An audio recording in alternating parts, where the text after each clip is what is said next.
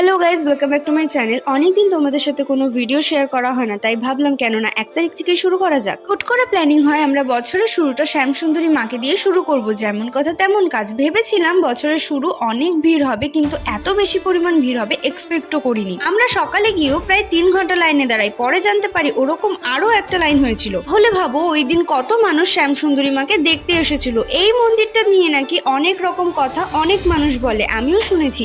তবে সবকিছু উপেক্ষা করে আমি তো গিয়েছিলাম শুধু মাকে দর্শন করতে। এত সুন্দর সাজিয়েছিল মন্দিরটা, বেলুন আর পুতুল দিয়ে পুরো মনে হচ্ছিল কোনো বাচ্চার জন্মদিন। মার অনেক দিনের ইচ্ছা ছিল যেদিন মাকে প্রথম পুজো দিতে যাব অনেক কিছু নিয়ে যাব মায়ের জন্য। সেই রকম ভাবে যতটুকু পেরেছি মায়ের জন্য নিয়ে গিয়েছিলাম। প্রায় 3 ঘন্টা লাইনে দাঁড়ানোর পর ফাইনালি আমরা মন্দিরে ঢুকতে পারি। আর সামনে যে ছবিটা ছিল পরে জানতে পারি সেটা একটা দিদি সেই দিনই এঁকে মাকে দিয়ে গেছে। যাই হোক, যখন ভেতরে ঢুকছিলাম আলাদাই একরকম ফিলিংস হচ্ছিল, জানি না কেন। বাট 3 ঘন্টা লাইনে দাঁড়ানোর পর একটা সেকেন্ডও দেখতে দেয়নি।